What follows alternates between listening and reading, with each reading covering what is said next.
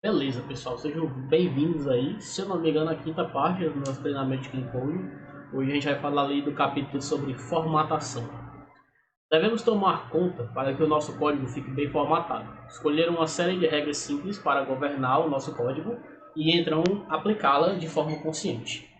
Se estivéssemos trabalhando em equipe, então todos devem concordar com a única série de regras de formatação. Não devemos formatar nosso código como um bando de marinheiros bêbados, né? Até um exemplo que é dado lá no livro. O objetivo dessa formatação. Primeiramente, sendo bem claro, a formatação do código é importante. Ela serve como uma comunicação e essa é a primeira regra de negócio de um desenvolvedor profissional. É comum pensarmos que fazer funcionar é a primeira regra, mas a esta altura creio que já podemos descartar esse conceito da nossa mente. As funcionalidades que criamos hoje têm grande chance de serem modificadas na próxima release do projeto. E a legibilidade do nosso código tem um grande efeito em todas as mudanças que serão feitas. Então, quais as questões sobre formatação que nos ajuda a nos comunicar melhor? Inclusive, eu queria fazer um parêntese, porque esse parágrafo aqui, as funcionalidades que criamos hoje têm grande chance de serem modificadas no próximo release do projeto. Eu acho que isso aqui não se aplica nem só a código, mas a tudo em relação à forma como nós fazemos o nosso projeto, né? Desde como a gente desenhou a aplicação, como vai funcionar, como vai ser implementado. Eu acho que isso aqui se estende a tudo isso, porque como nós fazemos algo hoje vai influenciar gravemente, fortemente em como a gente vai alterar isso, os bugs que podem vir a surgir, o tempo de resposta da correção desse bug. Então tem que se pensar como toda vida que a gente for fazer um código, uma funcionalidade, desenhar uma funcionalidade, desenhar uma aplicação, é sempre interessante pensar nas possibilidades de modificação dela no futuro, para a gente tentar já fazer algo que fique legal para a manutenção dela, né? Tanto a código como a nível de design da aplicação. Formatação vertical. Qual o tamanho que o nosso código-fonte deve ter? Normalmente o tamanho do arquivo está relacionado ao tamanho da classe que está nele. Nesse caso, podemos dizer que uma classe costuma ter entre 200 a 500 linhas, sendo que isso não é uma regra fixa. Mas o conceito que queremos trazer nesse ponto é que arquivos pequenos costumam ser mais fáceis de entender do que os grandes. Por exemplo, só para tentar deixar claro esse parágrafo, que até ele cita essa questão de 200 a 500, mas isso não é uma regra, é meio com a margem que ele traçou na experiência dele, né, o nosso colega tio Bob. E o que eu acho que dá para tornar regra aqui é que arquivos pequenos costumam ser mais fáceis de entender do que os grandes. Então, a gente vai tentar sempre ser objetivo no que a gente está fazendo e manter nossos arquivos pequenos, tentando separar. Quanto mais separarmos em arquivos diferentes, por exemplo, no mesmo arquivo eu posso ter uma classe e uma interface, não vejo problema não, desde que isso não se fique muito grande, né? E desde que essa classe e essa interface façam sentido entre si. Se a tua interface, por exemplo, já fosse implementada por outras 3 classes, é melhor botar no arquivo separado, já de cara. Se ela é implementada só por aquela classe, pode ficar até no mesmo arquivo, não vou ser radical, né? Se for pequenininho e tal. Mas se ela vai ser usada por outros, ou se essa classe é muito grande, quanto mais separarmos, é melhor. Os meus tipos, será que eu posso criar um arquivo para botar os tipos? Para não colocar naquela classe e deixar maior ainda? Tem várias estratégias que a gente pode utilizar. Como eu disse, não tem uma regra. O importante é a gente tentar fazer arquivos pequenos e objetivos para ser mais fácil de entender do que os arquivos grandes, né? Por exemplo, um arquivo com 218 linhas, tá dentro daquela margem ali, ainda dá para tentar ler e lembrar o que você leu na primeira linha, porque aqui 200 já é muita coisa. Já pensou um de 6.770 linhas, né? Esses prints aqui são do Delphi mesmo, né? São de arquivos dos sistemas reais que eu já vi. Né? Um arquivo de 6.700 linhas, quando você começa a ler ele, quando tu chegar na linha 200, tu não lembra mais da primeira, dirá a 6.000, entendeu? E aí 9.239, aqui lascou, você não vai lembrar nem a pau que foi que você leu, né? Vai estar tão saturado talvez de ler que tu não lembra mais nem o que estava na linha anterior. São arquivos muito ruins de você dar manutenção e ler eles, né, que é um dos conceitos que a gente viu aqui, né, de ler o código, entender ele, escrever as funções de cima para baixo para facilitar o entendimento. Em arquivos gigantescos como esse, é praticamente impossível você ter uma compreensão daquele código como um todo. A metáfora do jornal. Podemos comparar um arquivo ou uma classe com um artigo de jornal, bem redigido.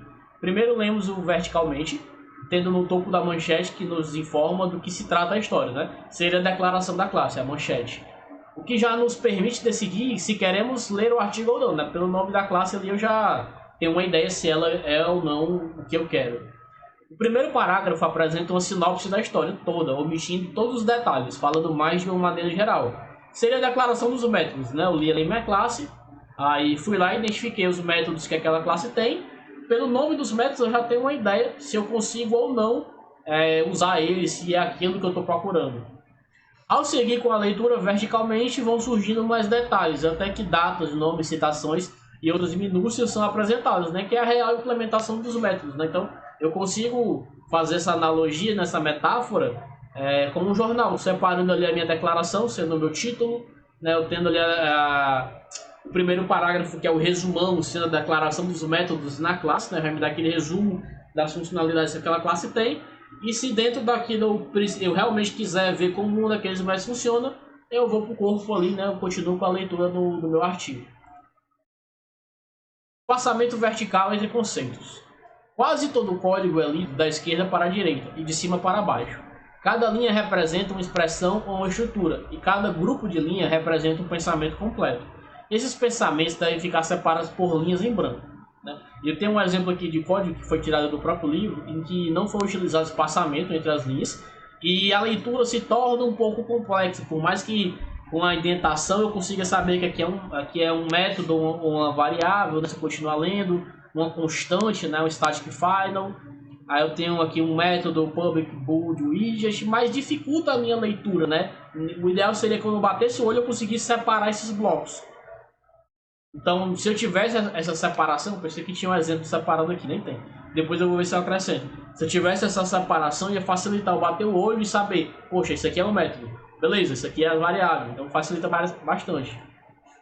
Continuidade vertical. Se o espaçamento separa conceitos, então a continuidade vertical indica uma associação íntima. Linhas de código que estão intimamente relacionadas devem aparecer verticalmente unidas. Por exemplo, a declaração das variáveis da seguinte classe, né? Isso aqui também é outro exemplo em que essa continuidade vertical que é abordada. Nesse exemplo aqui, cada variável está separada por um comentário, né? Ainda tem aquela questão de comentários que talvez não sejam úteis, né? O nome da classe de evento de reportagem, de listing, né? Reportagem. Será que se eu botasse um bom nome para essa variável, ia precisar de um comentário que dissesse o que ela faz, né? Se eu não precisasse desse comentário nem na de cima nem na de baixo, porque eu dei bons nomes, eles poderiam ficar unidos, né? E eu sabia que ele é um bloco de declaração de variáveis, que é essa ideia que a gente está trazendo aqui para a gente, da continuidade vertical, né? Esta linha da variável deveria estar junto dessa linha, ia ter assim um bloco de declaração de variáveis. Pronto, nesse aqui até eu coloquei o exemplo, ó, duas variáveis, eu nem... aqui como eu peguei direto do livro, ele nem mudou o nome, né? Tá o mesmo nome, mas se o problema do comentário é o nome, eu poderia melhorar esse nome para transmitir melhor o objetivo dessa variável, para não precisar do comentário. Distância vertical. Já ficaram tentando encontrar em uma classe, passando de uma função para a próxima, subindo e descendo pelo código-fonte, tentando adivinhar como as funções se relacionam e operam? Só para perceber nesse labirinto de confusão, só para se perder nesse labirinto de confusão, conceitos intimamente relacionados, funções e procedimentos, devem ficar juntos verticalmente. Ou seja, se uma função ou procedimento chama a outra, ela deve ficar verticalmente próxima. E a que chama deve ficar acima da que for chamada, se possível. Esta organização facilita encontrar as chamadas das funções e procedimentos, pois segue o fluxo natural do maior para o menor. Aqui é um conceito, inclusive, que está na parte de formatação, mas que remete ao que a gente viu lá atrás, né, da gente organizar nossas funções, colocando abaixo dela a função que está sendo utilizada dentro do método anterior, para poder ter essa leitura, né? Então, a gente vê esse tópico em organização lá atrás, e a gente vê aqui ele como a distância vertical, né? Que eu tenho que deixar essas funções e procedimentos próximas verticalmente no meu código. Exatamente o mesmo conceito, só que visto aqui com outra nomenclatura. Declaração de variáveis. Devemos declarar as variáveis o mais próximo possível de onde serão usadas. Instâncias de variáveis. Por outro lado, devemos declarar as instâncias de variáveis no início da classe, pois isso não deve aumentar a distância vertical entre as variáveis, pois numa classe bem projetada, elas são usadas por muitos, se não todos os métodos da classe. Esses dois pontos aqui eu tenho um comentário sobre cada um. Sobre a declaração, no caso do Delphi, que é o nosso público-alvo aqui, eu nem tenho esse problema, porque eu tenho que declará-las antes do meu back-end, mas eu vou pegar uma outra linguagem que é bem comum eu poder declarar em qualquer lugar, que é o JavaScript. Eu posso colocar a minha variável em qualquer lugar que eu queira do meu código, né? E eu ainda tenho quando eu declaro elas com o prefixo var, né? E eu ainda tenho um probleminha que eu consigo declarar a variável na linha 10 e usar ela na linha 9. É muito estranho. O let veio para resolver esse problema. O let você declara ela e dali para baixo é que ela vai ser utilizada. Vai ser naquele contexto em que ela está inserida, né? Mas enfim, trocando em miúdos, eu posso declarar em qualquer lugar. Em uma tecnologia que você possa declarar uma variável em qualquer lugar que você precise dela, o ideal é que você declare ela o mais próximo possível de onde você vai usar. Se você vai fazer um for e precisa de um contador, de um índice, você declara a variável do índice exatamente em cima do for ou dentro do próprio for, como é possível em algumas tecnologias. No caso do Delphi, as variáveis têm que ficar ali antes do begin, embaixo da declaração do nome da função. Então ali é o canto certo. Mas em outras tecnologias você pode colocar o mais próximo possível de onde você vai usar. Em relação à instância de variável, ele está falando da instanciação de objetos. Nesse caso, a sugestão é que você instancie no começo da sua classe. Porque dependendo da sua utilização, você vai utilizar aquele objeto uma ou várias vezes. E se estiver no começo, fica mais fácil no decorrer da classe usar aquela instanciação. Mas eu não levaria essa regra ao pé da letra. Porque, tipo, se tu tem um objeto que tu vai usar bastante na tua classe, o ideal é que ele seja declarado lá em cima mesmo. Mas se tu tem um objeto que só vai usar uma vez em determinado ponto, eu seguiria a regra anterior, né? A opinião pessoal minha. Como eu disse, tudo que está no Clean Code, eu acho que é passível de uma discussão dentro da tua equipe. Tu pode chegar em equipe e dizer, cara, eu acho isso aqui muito estranho, eu acho que assim é melhor por isso, por isso, por isso. Se argumenta, é claro, e em equipe aquilo pode ser decidido. Até porque a primeira coisa do capítulo que ele fala, que é o que for decidido em equipe, o que vale para a sua equipe, a regra da equipe, é o que prevalece. Né? Não adianta você fazer um código que só você quer, só você entende. Se você está num ambiente de desenvolvimento em equipe, e geralmente é assim, a menos que você esteja trabalhando sozinho no freelancer, não sei, você deve obedecer às regras da equipe, principalmente de formatação. Espaçamento e continuidade horizontal. Usamos o espaço em branco horizontal para associar coisas que estão intimamente relacionadas e para desassociar outras fracamente relacionadas. Né?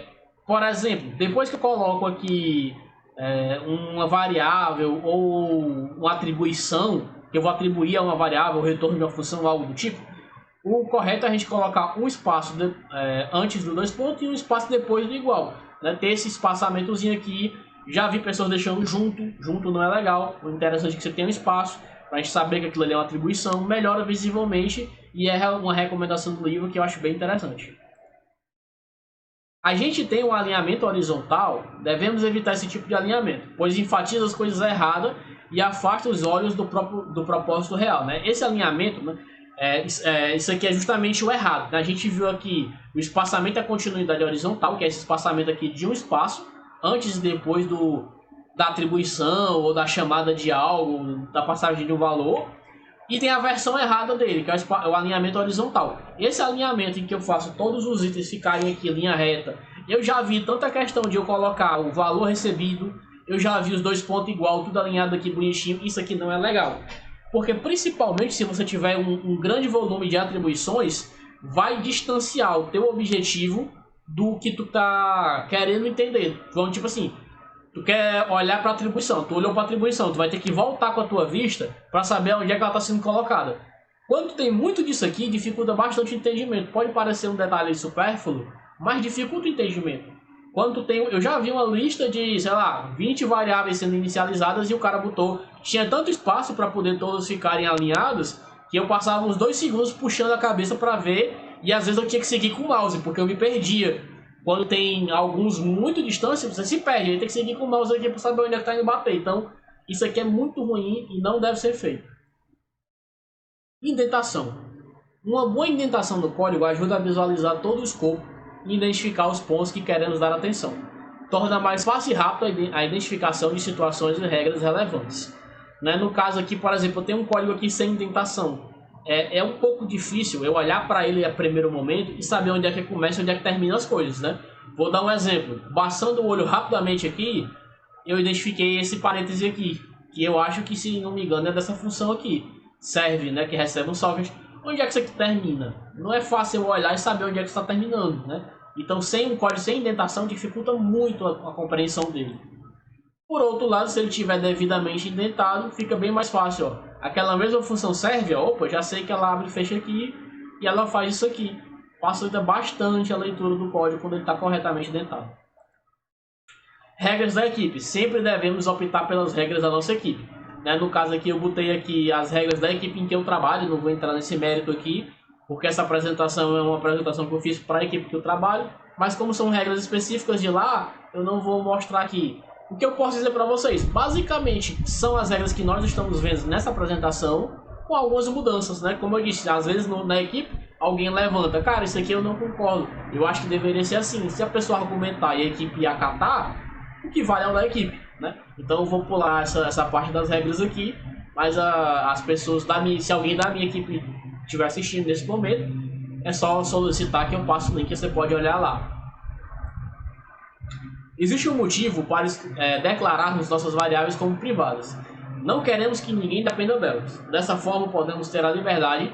Opa, eu já estou entrando em outro tópico aqui. Objeto e estrutura de dados. Né?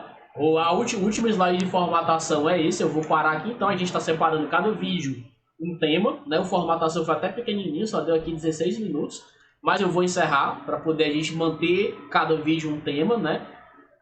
Então eu vou parar por aqui. Amanhã a gente continua com objetos e estrutura de dados, beleza?